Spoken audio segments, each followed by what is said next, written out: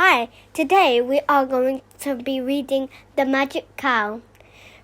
It is retold by Claire Llewellyn and illustrated by Anis Goldenberg.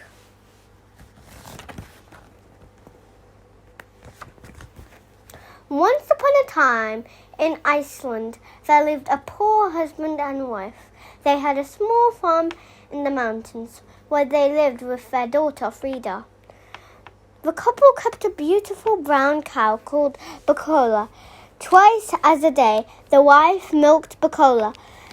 Twice a day, the rich, creamy milk filled the bucket to the brim. How the couple loved that cow! To tell the truth, they loved her more than their own child. One morning, the woman went to milk Bacola. To her horror, the barn was empty. The cow had gone. Husband, Bacola's gone, she cried. The two of them searched all day for the cow, but they could not find her anywhere. That night, the couple were in an awful temper.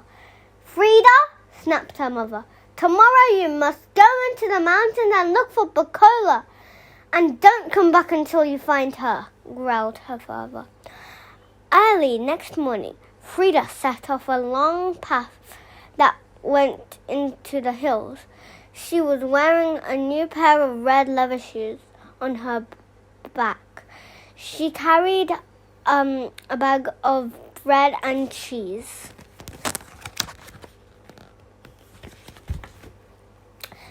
The path led Frida through a grassy meadow, then it began to go uphill. It twisted and turned around large rocks. It crossed a fast-flowing stream. After an hour, Frida grew tired. She sat on a rock and ate some bread and cheese. She decided to call the missing cow. Bacola, can you hear me, my dear? Moo to me if you're somewhere near. Far, far away, Frida heard a faint moo. She jumped and started walking towards it. As Frida climbed higher and higher, the hills grew wilder and wilder. A waterfall poured over dark, gloomy rocks. Ice lay here and there on the path. After an hour, the girl began to tire. She sat down on a patch of grass and ate more bread and cheese. For a second time, she called out to the cow, Bacola, can you hear me, my dear? Moo if you're somewhere near. Once again, she heard a moo. This time, it sounded louder. She jumped up and headed towards it. Higher and higher, Frida climbed. The sky grew dark with clouds and a cold wind began to blow. The girl shivered and hugged herself to keep out the chill. After an hour, she was tired again, so she sat down on a rock to rest. For the third time, Frida called out, Bacola, can you hear me, my dear? Moo to me if you're somewhere near. This time she heard a very loud moo, which seemed to come from under her feet. Was Bacola stuck in a cave somewhere? Frida jumped up and looked around. Frida saw a wide opening in a rock nearby.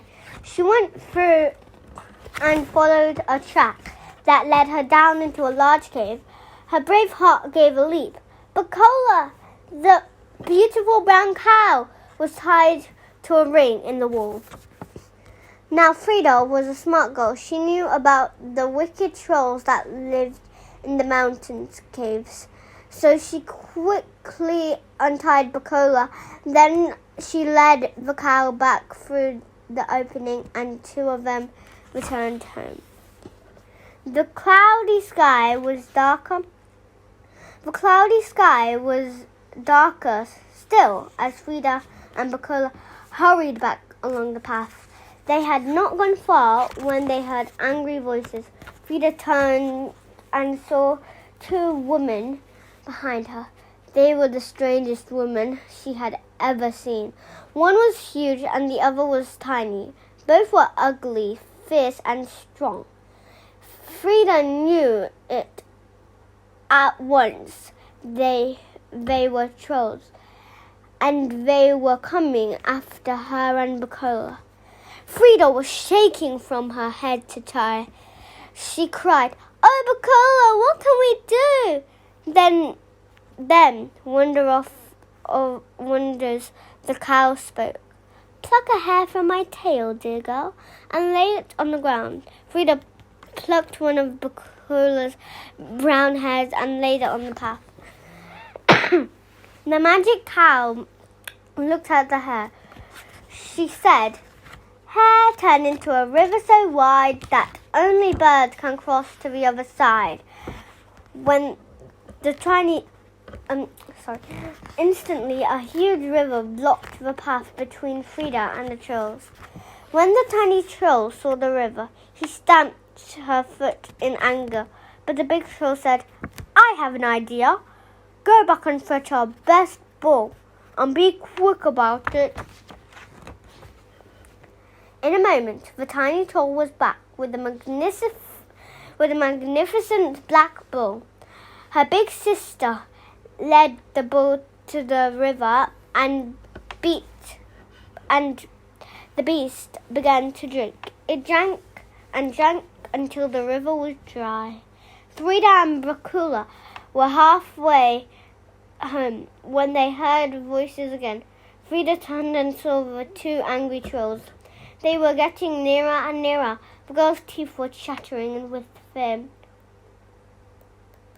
She cried, "Oh, Bacola, what can we do?" Bacola said, "Pluck a hair from my tail, dear girl, and lay it on the ground." Frida plucked another hair from the long brown tail.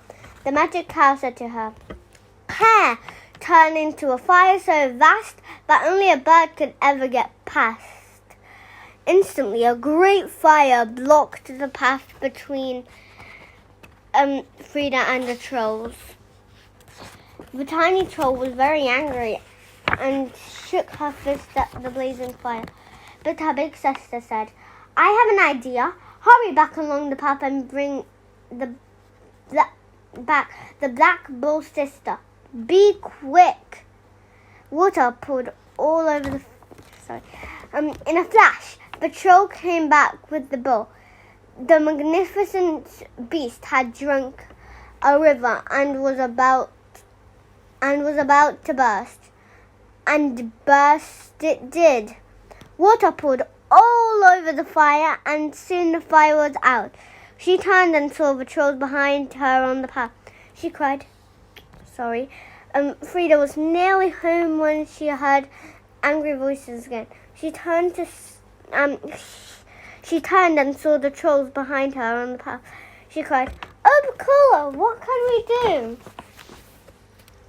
For a third time, Bacola said, "Pluck a hair from my tail, dear girl, and lay it on the ground." Frida plucked a long brown hair and laid it on the grass. The magic cow said to the hair, "Hair, turn into the mountain so high that only a bird can pass you by." At that instant, a mighty mountain blocked their path between Frida and the trolls. The smaller troll howled with rage when she saw the mountains, but her big sister said, "I have an idea. Run to our cave as fast as you can and bring back hammers and picks." The tiny troll did as she was told.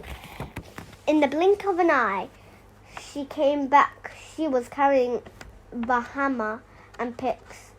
Then the sisters began to tunnel through the rocks. Their tunnel got deeper and deeper, and narrower and narrower, until the walls were so tight that the trolls got stuck.